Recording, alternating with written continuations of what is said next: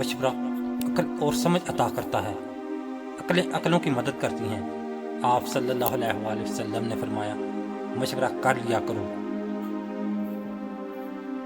حق تعالیٰ کی عطا کے لیے قابلیت کی ضرورت نہیں، جب عطا ہے تو قابلیت خود بخود پیدا ہو جاتی ہے۔ تم جتنا زیادہ خاموش رہو گے اتنا زیادہ سننے کے قابل ہوگے۔ درویشوں کے علاوہ دنیا کے باقی لوگ بچوں کی مانند ہیں جو دنیا کے کھیل تماشے میں مگن ہیں۔ جس کو پیاس ہوتی ہے وہ مٹکے اور مشق کو نہیں بلکہ پانی کو دیکھتا ہے۔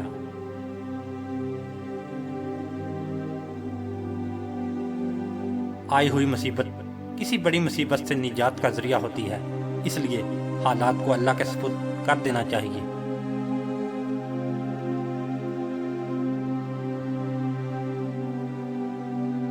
ہر لذت کی انتہا بیزاری ہے۔ جاہلوں میں عالم چپ رہتا ہے، علماء میں عارف چپ رہتا ہے، اور عارفین میں عاشق چپ رہتا ہے۔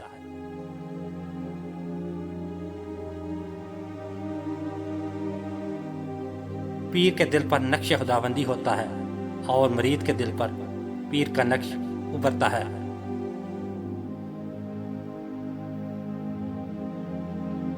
جب شیاطین دل کی بات جان لیتے ہیں تو اولیاء کیوں نہیں جان لیں گے؟ اگر انسان خود ان کمالات سے محروم ہے تو اولیاء کرام کو محروم نہ سمجھے۔ اپنے اندر تبدیلی کی کوشش کرنی چاہیے۔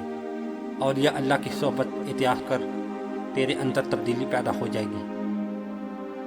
جو اللہ سے ڈرتا ہے اور تقوی اختیار کرتا ہے، اس سے جن و انس سب ڈرتے ہیں، اور جو بھی اس کی طرف دیکھے گا اس پر عصمت حق کی ہیبت غالب آ جائے گی۔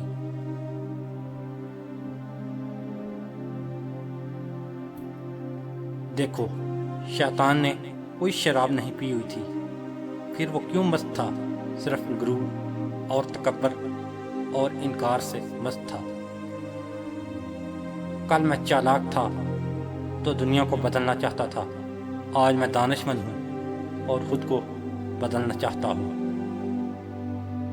عاشق وہ نہیں جو ہر دم یار کی طلب میں رہے، عاشق وہ ہے جو دل کو یار کا حرم جانے۔ شیخ کامل اگرچہ سب کی طرح ایک انسان ہے، لیکن اپنے آپ میں پورا جہان ہے۔ وجود کل کا نسخہ اس کے ہاتھ میں ہے۔ وہ تیرے نفس کو ختم کر دے گا تو روح ظاہر ہو جائے گی۔